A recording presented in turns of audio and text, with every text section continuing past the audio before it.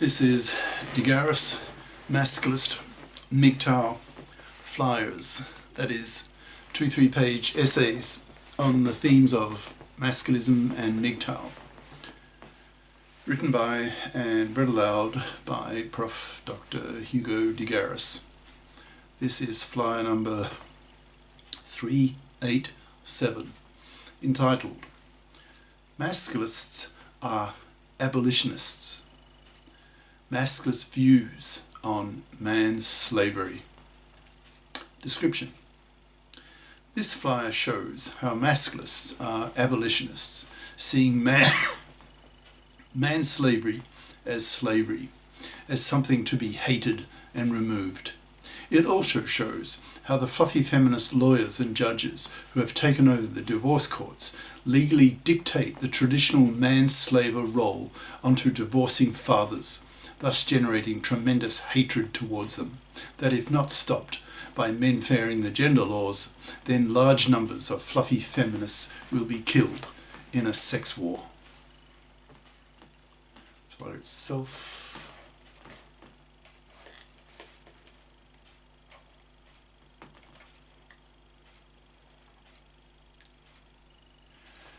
Masculists are abolitionists. Masculist views on manslavery, by Prof. Dr. Hugo de Garis. Email profhugodegaris@yahoo.com. Website profhugodegaris.wordpress.com. Probably the greatest epiphany a budding masculist can have is the realization that manslavery is slavery, and hence is a hateable thing that should be hated and eradicated with a war if necessary. Slavery has been with us for millennia. Until the past few centuries, it was unquestioned considered a state of nature, since one political group was more powerful than another, which conquered it and enslaved its people to work for them, to do the shit work that always has to be done. Then in the past few centuries, due to the printing press and the spread of ideas that it enabled, along with the printing of the Bible, so that Christian values could spread, resulting in a more humane mentality in whole populations in the richest countries. It's no coincidence that Wilberforce chose as his two main goals in life to be the enhancer of morals, that is, to make whole populations kinder and more considerate towards each other, and to eliminate the slave trade. In the US, for example, in the 18th century, many Americans considered the institution of slavery normal. That was certainly the case in the southern states, who on the whole had no qualms about buying and selling human beings to work without pay in the cotton fields to make their white owners rich.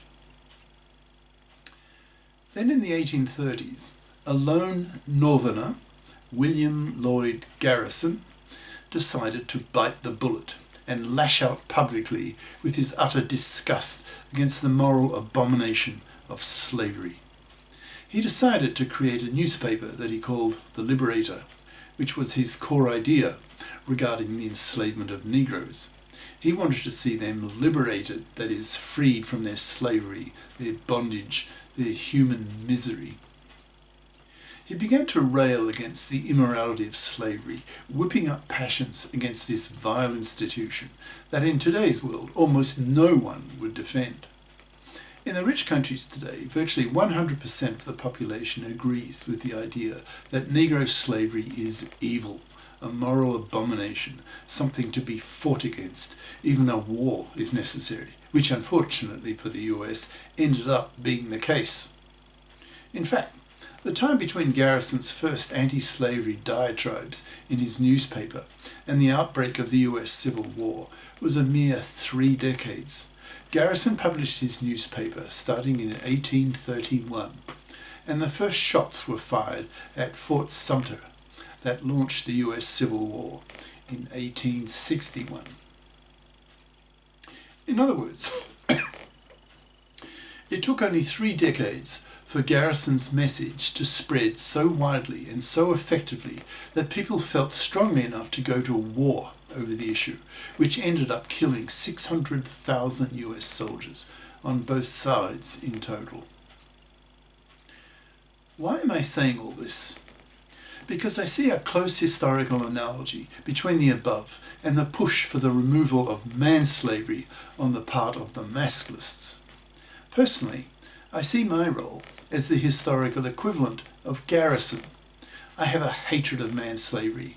I see it as evil, as hateable, and as something that needs to be got rid of by creating a new kind of society that is called a FIP society. That is one in which not only boys, but girls particularly, are socialised and educated to be FIPs, that is, financially independent persons, so that as adults, these girls do not become fluffies, that is, traditional women who expect to be able to live off, that is, to parasite off the labour and money of a man, thus enslaving him, forcing him to work for her, spending decades of his life working for her, instead of devoting many more years of his life working for himself, doing what he wants to do, rather than paying the horrible price of being a manslave to a fluffy parasite, working for her in order to get a bit of sex from her from time to time.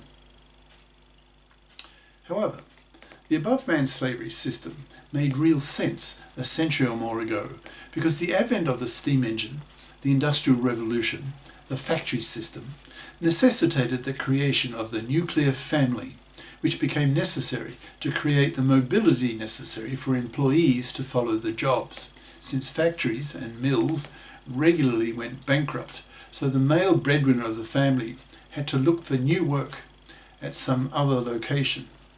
The older, extended, multi-generational farmer family was far less uprootable, so was replaced by the much more flexible and mobile nuclear family.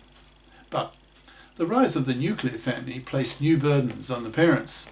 There was no effective contraception in those days, so women often had a dozen kids, half of whom died.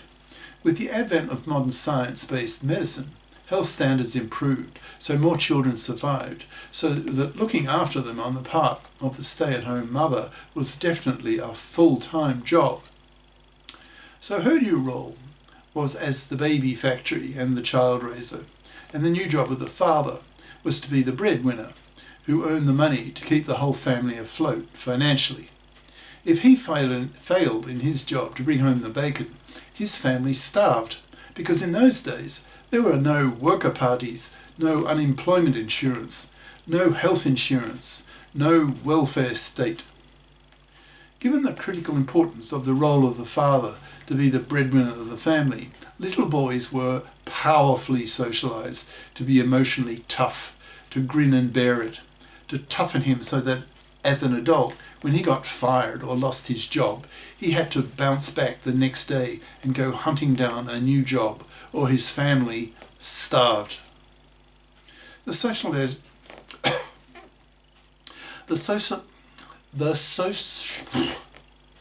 socialization of boys in the nuclear family was severe, because parents knew that if boys were given the psychological luxury to be soft, weak, irresolute, then they would make inferior breadwinners and their families would be more likely to starve.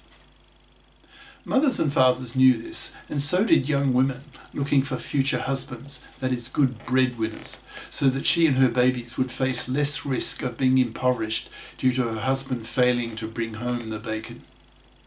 In today's world, most men have been so brainwashed all their lives that their role in life is to work for a woman, that when they hear Masculists and MGTOWs, that's men going their own way, an important branch of the men's lib movement, that being a manslave to a woman is dumb, unnecessary and immoral.